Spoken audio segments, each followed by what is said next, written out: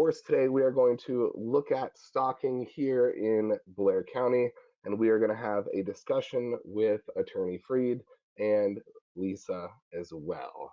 So,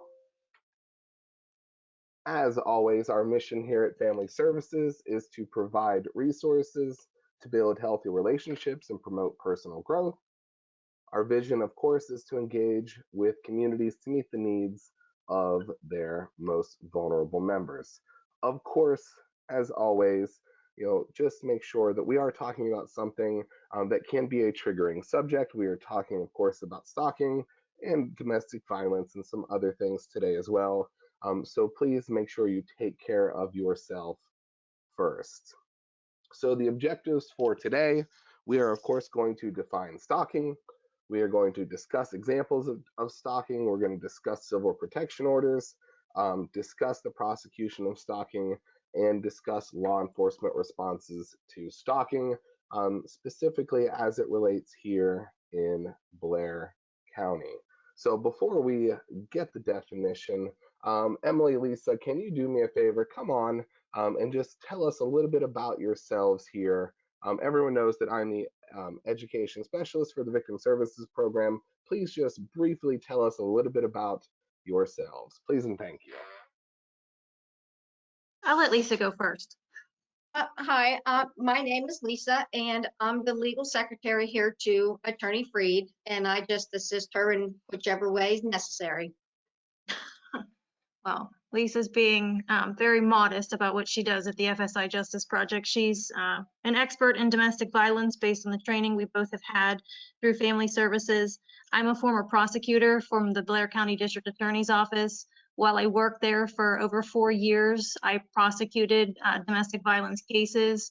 I came to this position as the staff attorney at the FSI Justice Project in April of 2018, and we represent survivors of domestic violence in family law matters, including custody, divorce, child support, spousal support, mortgage foreclosures, PFAs, all sorts of other things, but that's pretty much our bread and butter that we do.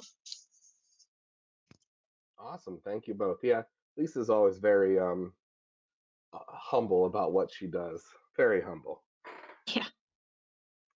So, what is stalking? As defined by the Department of Justice, stalking is a pattern of repeated and unwanted attention, harassment, contact, or any other course of conduct directed at a specific person that would cause a reasonable person to feel fear. It is about power and control, but one thing to remember is that stalking laws and definitions differ from state to state. And here in a second, we are going to look directly at how Pennsylvania defines stalking and how we define stalking here in Pennsylvania. When it comes to cyber stalking, that is the use of technology to stalk. It's the use of computers, cell phones.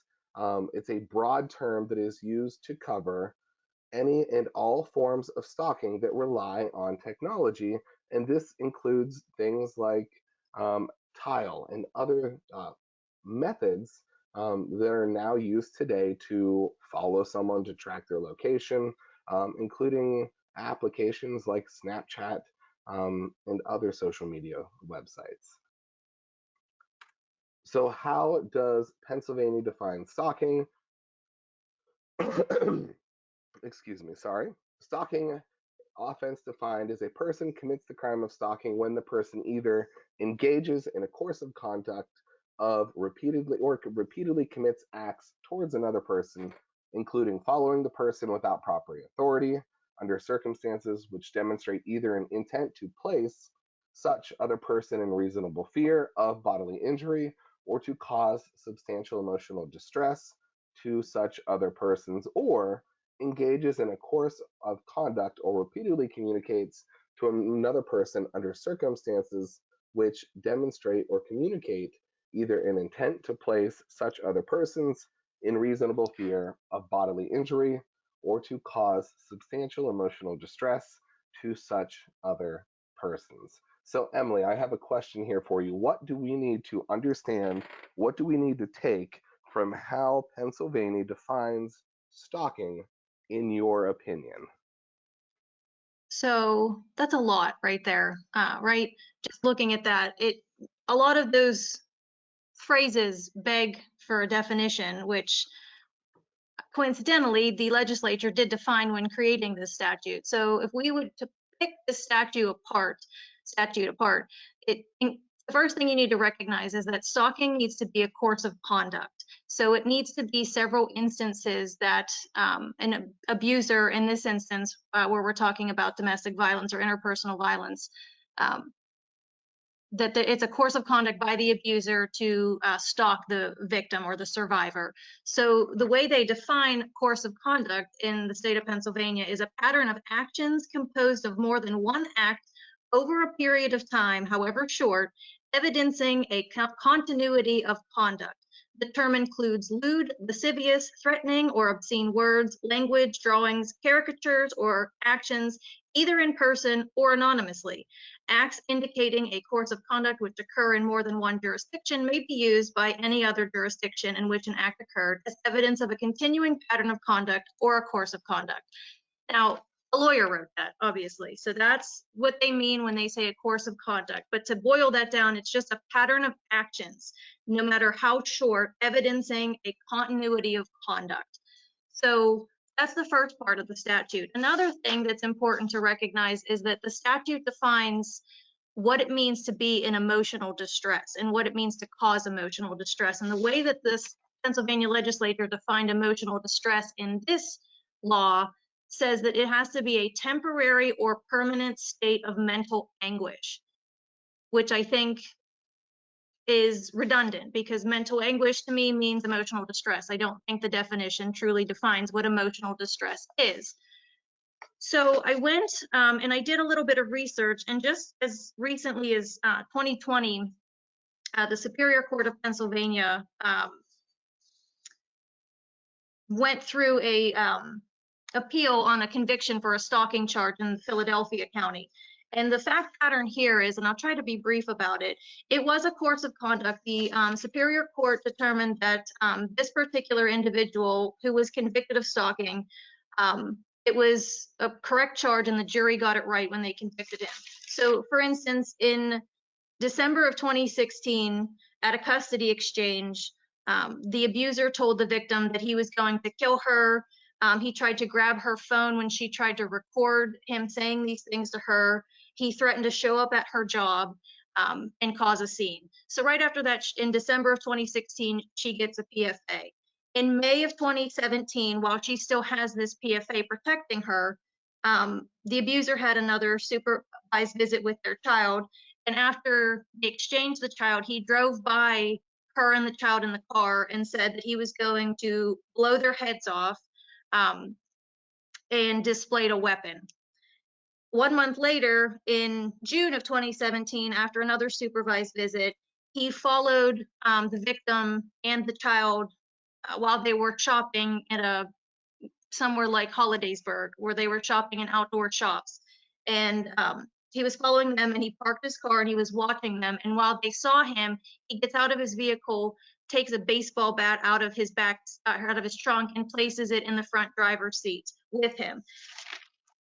A month after that, after another supervised visit with the child, he threatened to run into her house with guns blazing and burn the house down. So this course of conduct was over a period of 6 months.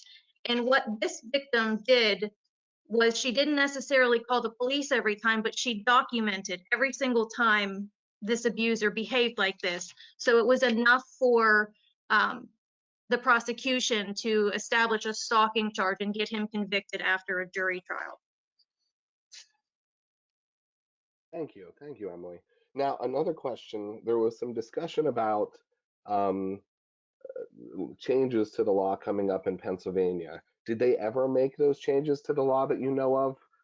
Or is it something they're still looking at, something they're still working on, that dealt with, a person knowing or not knowing that they were being stalked? I'm not exactly sure. I see that it was amended in 2020, and I'm looking at the most recent version of the statute. So I'm not sure exactly what was changed. I think I'm just looking at the most recent version of the law. I do know that they They might have changed the grading of the offense. In Pennsylvania, stalking is a misdemeanor of the first degree, which is the highest misdemeanor in Pennsylvania. And then if the person has a active PFA against them and they are caught stalking or charged with stalking of this victim, it's a felony of the third degree. So I'm not exactly sure what they changed, Dad, but I don't see what you're talking about. Awesome. Well, thank you. Thank you. That was actually very helpful.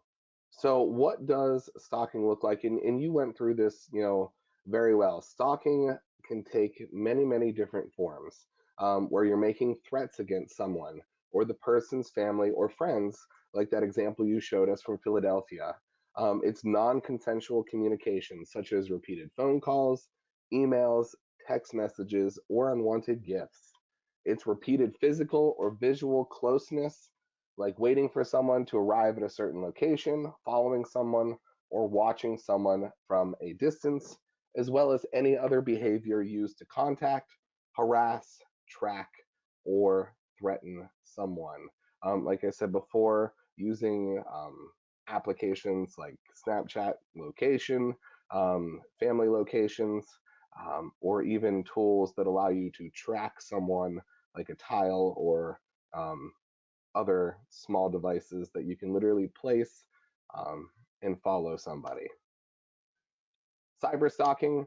Some of the uses of technology to stalk include persistently sending unwanted communication through the internet, such as spamming someone's email inbox or social media platform like a DM, posting threatening or personal information about someone, video voyeurism or installing video cameras that give the stalker access to someone's personal life, and using GPS or other software tracking systems to monitor someone without their knowledge or consent, or using someone's computer and or spyware to track their computer activity. Now, Emily, a quick question. When it comes to Blair County, are we seeing cyber stalking as a major problem, just in your opinion? Are you seeing this occurring? What does it look like here, cyber stalking wise? We see it at least through our clients and their cell phones being tracked. So when we meet a new client for the first time, we always ask them, does the abuser have access to your passwords? Does he have access to your email? Because we need to know how to safely communicate with them, because I certainly don't want to be sending a confidential communication to a client where an abuser can read it to say, I can't wait to meet you at our first appointment at my office at this address. Please make sure you park on this street. So then he'd know exactly where she was going to be at what time. So we always try to make sure they know how to take control of their own safety once they finally made that brave step in wanting to leave the relationship. So we see it mostly through cell phone apps and having control of the passwords, or if they're still on the same phone account, things like that. When I was in the DA's office, I remember a few cases that were prosecuted where back then, it was 2016, 2017, maybe were the years, we saw a few cases where they were putting tracking devices on vehicles, and the victim didn't know it until she figured out how he was finding her at all the locations she was at. So that's what we see a lot of these days, is through cell phone tracking. I'm not sure if the devices that people put on cars are as popular anymore. And now with drones too, wasn't that an issue with somebody last year? Someone was using drones to look in their windows. Yeah, I don't think that was one of our clients, but I remember that was an issue where technology is actually a scary thing for a survivor these days. I have a client right now that she has a security camera system on her home that is controlled by Wi-Fi, which they all are these days. And she had emailed me recently saying that she keeps getting a notification that someone was attempting to log into her Arlo account and take control of her cameras. So we immediately had her contact the company to see what was going on. I never heard back from her as to what was happening. So I'm assuming that it might not have been as nefarious as we thought it had originally been, but that still was a huge red flag, that something I didn't know was capable or possible, that someone could take control of our clients' camera systems. Yeah, that's terrifying. The thought that something that is supposed to keep you safe could be turned against you and used to monitor and to stalk you. That's pretty terrifying. Yeah, I mean, there are clients who are stalked, and even the ones who are not stalked live every day in torment from their abusers.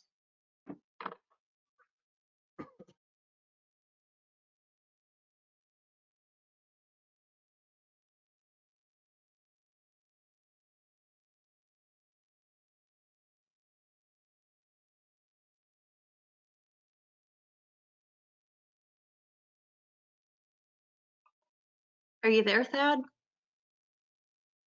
I'm here. Sorry, Okay. I hit the mute button on accident.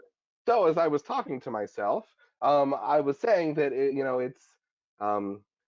is interesting to think about the amount of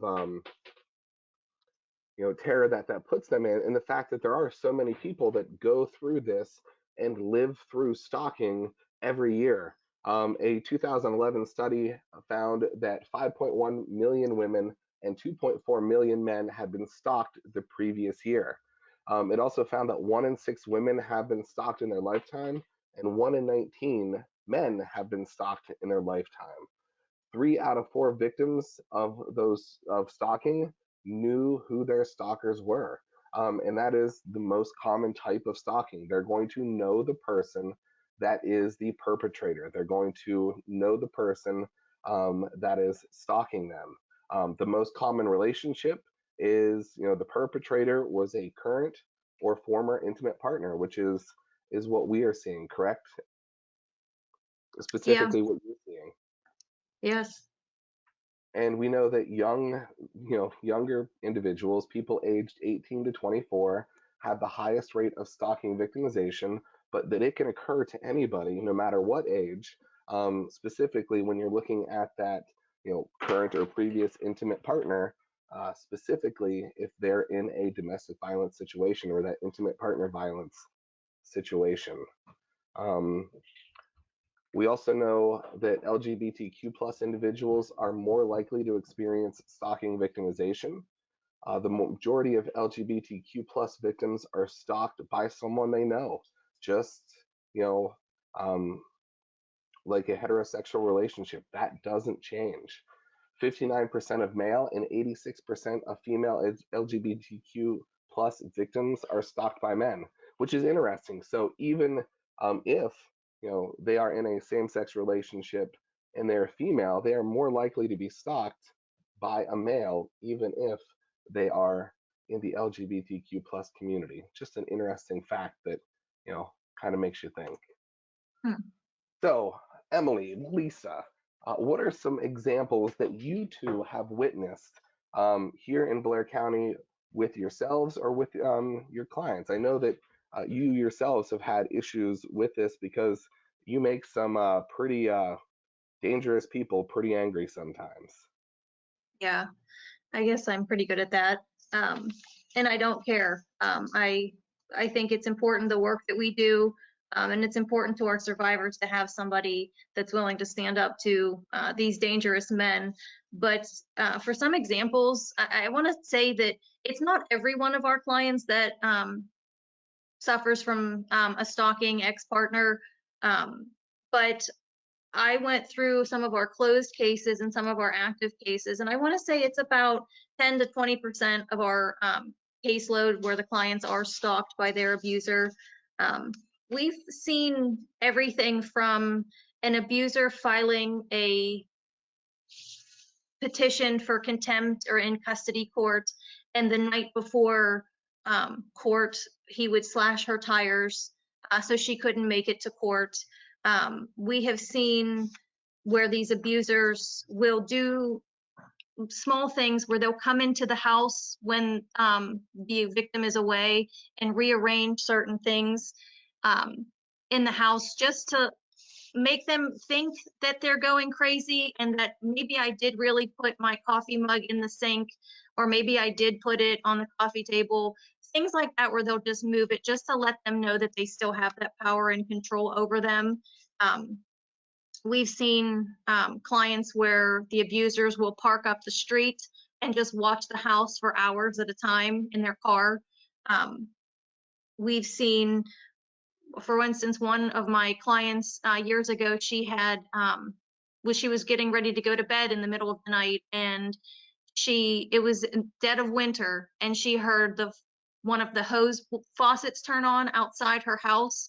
And it was surprising because obviously the water shouldn't be running out there, and that's a concern in the winter. But she had enough wherewithal to not go out and check it, because she realized that this was an attempt to lure her out of her house in the middle of the night, and that her abuser most likely was the one who turned the water on. So Lisa, if you can think of any other ones, we've seen it all. We've honestly seen it all. Yeah. And then you got to be very careful too when you're leaving the courthouse, so they don't follow you to our office, which we try to keep safe and secluded from opposing parties. Yeah, we definitely, we don't disclose our location for that very reason. So what our clients can come and go to our office and feel safe there. We have no website. We don't have signage outside of our office. I personally have experienced an angry abuser who lost control of my client, the survivor, and we had her in a safe location where he didn't know where she was. So he then took to coming by my house and driving slowly by my house late at night. So my husband and I, we got cameras. We have our security system. We have a pit bull. We have it all, but it just shows you the lengths that these men will go to. And I say men, but we all know it can be women too, but the majority of my survivors are women with male abusers. The lengths they will go to when they feel they have lost that control over their target. And that's exactly what they are. They're targets to these men. So. Awesome, thank you. Now, Emily, in a previous discussion, we had talked about litigation abuse. Can these abusers and these stalkers, can they use the legal system against the victim to continue that stalking as well? Is that something that you've seen in the past or that could be done? I think it's a very, I don't think it would meet the statute definition of stalking, but I certainly think that it is a common tactic for abusers, that they will file repeated motions to bring our client into court just to see them, or because they know the client will have to take off a full day of work, or find childcare, or they'll have to bring the child to the courthouse just to inconvenience them in some way. They will think of any way to do it. And like I said, I don't think it meets the definition of stalking, but because anybody's allowed to file any petition they want in court, right? I mean, you can't prevent somebody from calling CYF. You can't prevent somebody from filing a petition for contempt at the courthouse or special relief at the courthouse. So it's to get a conviction for a stalking charge is not easy. So, but I think we're going to talk about that a little bit later. Absolutely, absolutely. And a little shameless plug here. If you would like more information on litigation abuse, at the end you can see our YouTube channel as well as our go-to site that has Emily's full discussion there. It has some great information on litigation abuse, a wonderful thing to look at, and it really relates to what we're talking about here today. So this is, yeah, Emily, we're right on to it. The prosecution of stalking.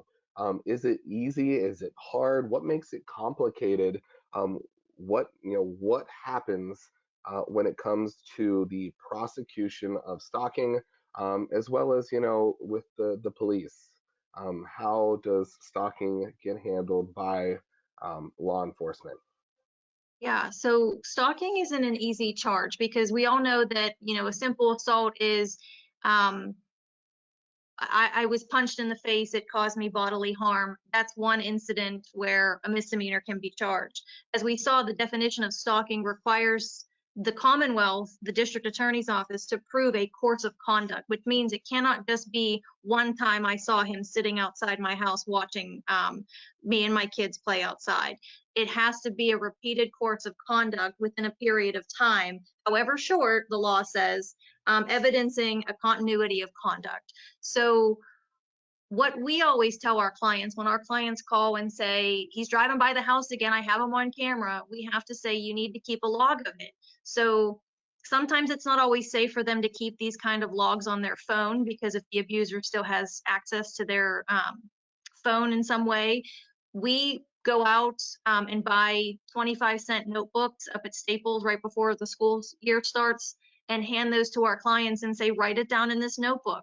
Every time you see something, write down the time, the date, what he was doing, was he with anybody, what kind of car was he in, the license plate of the car. And if they do call the police to report certain incidents, it's important for me to explain to our clients that not every phone call or report to police is documented by the police. And I know that might be surprising to hear from some people, but it would be a lot.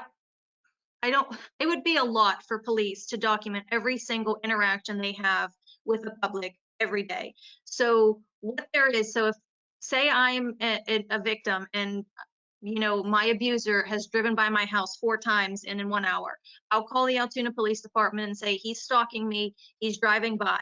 The police may respond and say, respond to me on the phone and say, it's a public street, it's not like you live on a dead end. He might be going somewhere. We have no idea what he's doing. Keep track of it and call us back if something else happens. That phone call might not be recorded anywhere in the system that the police took that phone call. So that's important to keep in mind. So the victims need to sometimes be their own advocates, where they start to keep track of it, because the police might not be able to act unless they have this course of conduct presented to them. Okay, well, on June 6th, he did this. On July 4th, he did this. And then that's when the police are like, okay, you've brought me a case, and now I can potentially charge this crime. So it's not, we can't get frustrated with law enforcement when they give responses like, well, it's a public street, he's allowed to be there. Of course, we can personally feel that frustration, but their hands are tied by the legislature and how they wrote this statute. So that's just one thing to keep in mind when it comes to stalking. Another thing that the Commonwealth has to prove is that it caused the victim emotional distress. And how was that defined? It was defined as a temporary or permanent state of mental anguish. Well, what does that mean? So it's extremely difficult, and you don't often see this charged. I think also because sometimes our clients, I know my clients are some of the toughest women you'd ever meet. And I think they just want it to go away. They don't want to sit there and waste their time. I'm not going to sit here and document this every time he comes by my house. What, the police aren't going to do anything. I don't care. I just want him to go away. And sometimes our survivors don't always track the behaviors, and we can't do it for them. As much as sometimes I want to live my clients' lives for them and do certain things differently, because I just want what's best for them. And I feel like sometimes I know how to protect them better than they can protect themselves. We have to be reminded of our training, at least through my department, that our survivors know their safety best. They're experts in their own survival. If they don't want to keep track of the stalking behaviors, we can't force them to. We can give them all the resources and let them know how dangerous this behavior is. But if they won't do the work, unfortunately, that's the best way to say it, we can't do it for them. So it starts with the survivor to help the law enforcement eventually get a prosecution of stalking. Thank you. Yeah, and actually we're going to be looking at that next here, which is, how dangerous is it? Because oftentimes stalking is overlooked. I mean, if you look at social media and some, videos and movies nowadays, it's almost romanticized, which is creepy and disturbing when we look at how dangerous stalking really is. Before we move on to that, Emily, we have a really good question. And that is, what happens, and it's a two-part question here, when a stalker shows up at the workplace? how do you document that? How do you handle that as a victim? What can you do when your stalker is showing up at your workplace? Well, my first comment to that is when a stalker has become so brazen that they're willing to come to a workplace, that situation has gotten into a level of lethality where I would be extremely concerned with that survivor's safety based on that behavior. So if a stalker shows up at the workplace, depending on the kind of workplace, if it's a workplace where there are other coworkers or video cameras where somebody else would have been a witness to his arrival or his approach to the business, that's actually one of the best pieces of evidence we could ever have as a prosecutor, that there's other witnesses to corroborate it, because then it's not just he said, she said, somebody else saw him there and he wasn't supposed to be there. And then what's even better than that is that the witness could also testify and say she was visibly upset, to document the demeanor of the survivor when he showed up. That this wasn't just a casual ex showing up to collect his cell phone or anything. They could document both his behavior and her demeanor. And I think that would go a long way in front of a jury to show that this woman is truly in emotional distress when he comes around and when he conducts his behavior in this manner. Did I answer the question? Was that the Yeah, first that was part? Or was perfect. okay? Yeah, that's the first part. Now, what? So here, like I said, it's a two-part question. What would you do? What would be your suggestion if the stalker is a fellow coworker? It's someone that you work with, and you're basically forced, to see them every day. What can you do in that situation? What would Oh you my God, recommend?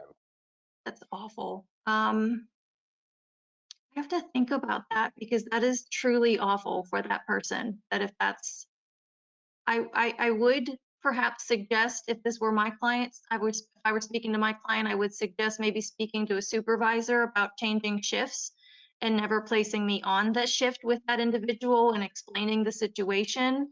Um, I hate to say it, but perhaps even getting another job. But again, that's also a terrible suggestion, because that takes away, I don't know, whatever kind of commitment you have to that work environment. That's a really difficult situation to be in, and I hope nobody on this call is involved in that situation. That would make me extremely sad. But there are things to do, right? So I think talking to the supervisor would be one. Um, Certainly calling our victim services helpline. The advocates, whether they're on this call or whether they're, you know, they're always working here at Family Services. So someone is always available to help and speak about this kind of situation. But yeah, I apologize. I can't think of any other suggestion other than to get another job and speak to a supervisor. Well, And yeah, maybe the boss could always make sure that that individual's never left alone to walk outside to her car by herself, that she's always with somebody in the building and outside the building for that specific witness in case something would happen. Yeah. just the thought of, for example, if you're working in a shift, like you said, Emily, it would be normal for someone to kind of linger before or Mhm. after the shift. Of course, and That these would, abusers are the masters of manipulation too, that if perhaps even if they were to split the shifts and the person was on a different shift as the stalker, he could show up at the work and say, I forgot this piece of paper in my locker and I needed to be here.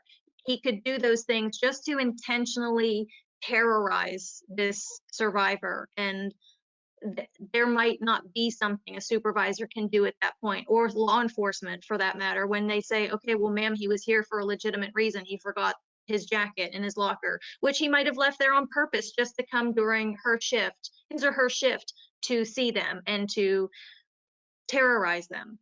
yeah. More to this question here, and it's a very true statement. Should we be putting the solution and the job change onto the victim? It almost seems like we're victim blaming at this point, and I hate to say that because we are the advocates of never victim blaming, but we're putting the solution onto the victim. Is that fair to the victim? Is there anything else that we It's could do? not. It's not. And I hate that I even said that. But at the same time, their safety and survival is more important than pride sometimes. And if that's what needs to be done, then that's what needs to be done. I hate to say that. Unless you can document other forms of behavior, for instance, if he's stalking outside of the workplace, perhaps you can present that and you might have enough to get him charged with stalking, and then maybe the company would have to let him go at that point. I had a client who drove all the way to Evansburg to work at an Aldi's grocery store, even when we have one in Altoona, just so the abuser wouldn't know where she was working. And so he couldn't just drive around the county looking for her. It's terrible, the manipulation that these men are capable of. Another question here, Emily, before we move on, and another great question. What can we do when the stalker is law enforcement? When the stalker is, a local police officer, or even worse, a state trooper, someone who can kind of, go anywhere in the state with power. Yeah. Wow, you guys are really throwing some good ones at me today. And boy, that is a tough one. And it's always something. It's when you're answering questions like this, and when you're helping a survivor safety plan, it's a process. It's never one answer fits all. It's never one answer is the end of the inquiry. We safety plan with clients regularly and check in with them and make sure nothing has changed and things, and that their safety is still intact with whatever services we've provided to them. But for a police officer doing the stalking, that would require significant investigation and documentation. And I want to also give I guess, shameless plug for the district attorney's office here in Blair County, that there is great leadership in that office now that does truly, in my opinion, understand domestic violence and is willing to investigate an issue like this. They have detectives, independent detectives, that could investigate something like this. So if there is anybody on this call or knows somebody that is being stalked by law enforcement, they shouldn't hesitate to contact our helpline and start there with an advocate, and then our advocates can help put them in touch with these agencies that can help investigate this. Absolutely, absolutely. We are going to move on here to the next point just because of time. And that was talking about the fact that, how dangerous stalking truly is.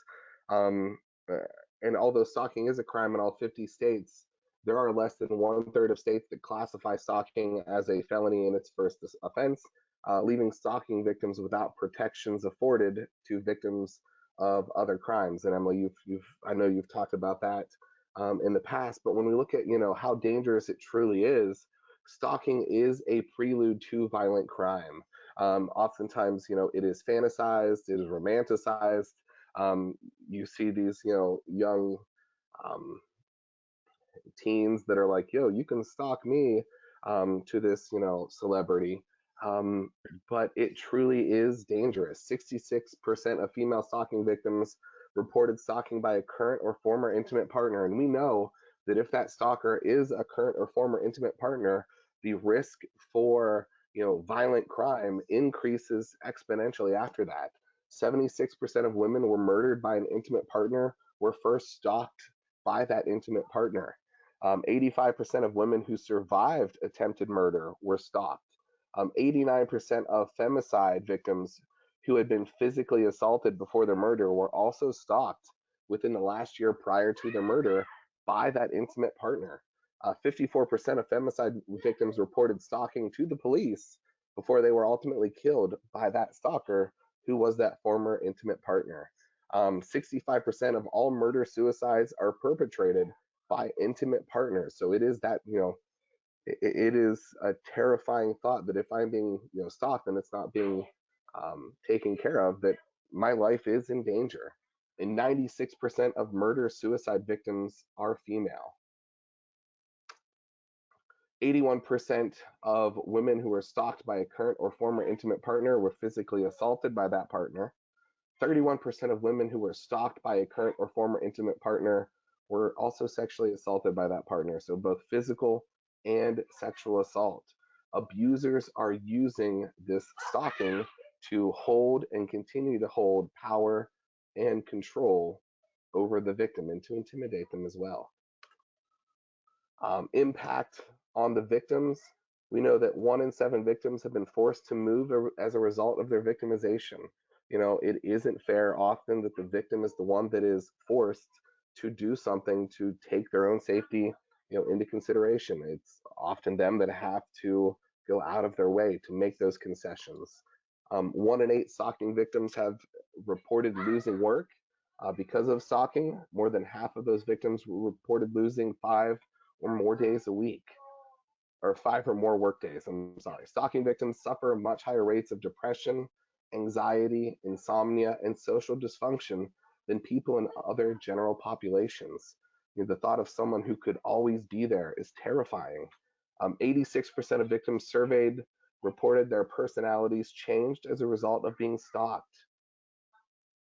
Almost 90%, almost 9 in 10 people said that they were changed as a person because of being stalked. It's incredible. 37% of victims of stalking fulfill all the diagnostic criteria for post-traumatic stress disorder. An additional 18% fulfilled all but one diagnostic criteria, and 1 in 4 stalking victims contemplated suicide. It was so bad that 25% of victims thought that it would be better if they were no longer here so that pain would go away. That's a sad, sad thing. Yeah. So, looking forward, Emily, what can we do? What can victims do looking forward? What can we do moving forward to kind of see the light at the end of the tunnel? Well, like I said before, it's really unfortunately up to the victims to start documenting the behavior, the stalking behavior, because law enforcement isn't going to do it for you. And I know that sounds harsh, but they just do not have the capability or the ability to sit and document. Every time somebody calls and says, he drove by my house today at 5:45 p.m., can you make a note of that? Great, thanks. They won't do it. So that's when we need to start encouraging and advocating on behalf of these survivors. And it is daunting to the point where sometimes they won't do it. And it's unfortunate that they feel that way because they feel hopeless and helpless. Why bother? But I can tell you that it is the only way to get a stalking charge presented to the district attorney's office and to law enforcement, is if there's the documentation of that course of conduct. The way the statute is written has everybody's hands tied, and they need that documentation. So the best thing for us as direct services providers is to get the awareness out there that stalking is a dangerous prelude to violent crime. It is not just somebody sitting up the street watching your house. It is much more dangerous than that. So if we are working with somebody who we suspect is being stalked, there's this great resource, and I don't know if you have it up there, but and I'm actually not even looking at the webinar right now, I'm on the website. It's Stalking Awareness. Okay, it's stalkingawareness.org. And if you go to the top of the tab buttons up at the top of that screen, there is a risk assessment that you can click on. And I did a fake fact scenario in this just to see what exactly they do. And I think it's a fantastic resource for direct service providers, where you can put in the initials of the abuser, the survivor, just for context purposes. And then it takes you through pages of questions that took me about 15 minutes to fill out, pages of questions asking about the stalking behaviors that they're experiencing. And I think this is something that you would need to do with the survivor, either in your presence or after you've obtained the information from them. But like I said, you can just go around and play around on it just to get an example of what kind of information is generated. And once you submit the information about the stalking behaviors on this tool, it generates 2 documents. One is a narrative and risk profile, and it comes up with a risk profile. And the one I did, it says, based on the information reported, there are several factors that suggest a serious risk profile for this stalking course of conduct. Below is the summary of the 13 serious risk factors that are present in this case out of the 14 serious risk factors assessed. Then not only does it tell you that, okay, this person is at serious risk of potential violence based on the information provided, they also give you a safety management tool on how to protect your client and how to help her establish her safety and maybe change her behavior to prevent the stalking, where she takes different routes home, where she gets a camera system, which are resources that family services can offer for our survivors to help them, so they're not out that financial burden to buy a whole camera system. My office can provide them to survivors. I probably shouldn't be advertising this, so if my supervisor's on here, I'm sorry, but it's just a way to let people know that they're not alone in this, and that if we stand with these survivors and we let them know that there are resources out there, but it has to start with you helping us to get the help. Help me help you. I think that's the best way we can try to combat the seriousness of stalking. Thank you very much, Emily. Thank you. I was checking that out as well. It is a really nice resource. Um, a lot of great information there as well. It's all confidential and it's all deleted immediately after, unless you save it to your computer, or you can print it out and give it to the survivor if they're sitting there while you do it. But again, the information I put in is already gone because it says it's deleted after 10 minutes. So there's no risk of breaching confidentiality there. That's amazing. That truly is amazing. Now, I know you were talking about us earlier. The victim services program and our opportunity and our ability to, help and advocate for victims. The FSI Victim Services Program is there to help. All of our information, everything we do is free and confidential. Our confidentiality is amazing. We cannot be subpoenaed to testify in court. What you tell us stays there 100%. Our helpline is available 24 hours a day, 7 days a week, whether it's a phone call or a text, 814-944-3585. Whether you're talking to our helpline advocate, Brittany, who is an amazing person, or any of our other advocates, they are there to help, they are there to listen, and they are there to advocate for you. We have a great relationship with the DA's office. If something is going on that requires delicate handling, they can do it. They truly can. They truly can assist.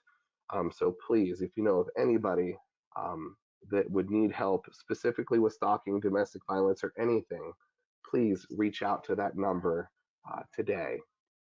Emily, you talked about yourself before. The FSI Justice Project is a free civil legal representation that is provided by Family Services Incorporated and the Victim Services Program.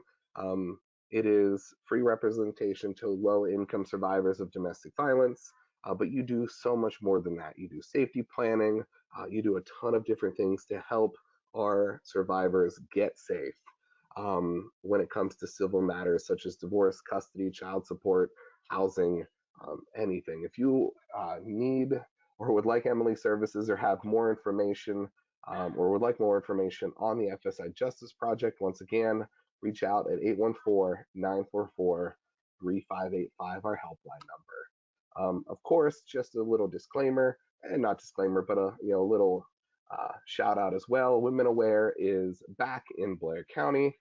It is a free educational support group for women who have experienced domestic abuse in their intimate relationships. One of the things they do talk about during this group is stalking and being stalked by an intimate partner. They meet weekly. You can join at any time. It is a great resource for any victims of intimate partner violence, or if you're currently in an intimate partner violence situation, you're not quite ready to get out, but you would like some support, Women Aware is there to help. Once again, 814-944-3585 if you would like more information. Of course, all of our webinars and all of our information is recorded on our GoToStage and our YouTube. Find us on social media. Of course, our information here at Family Services, and we've already answered quite a few amazing questions, but if anybody has any further questions, please, feel free to ask them now.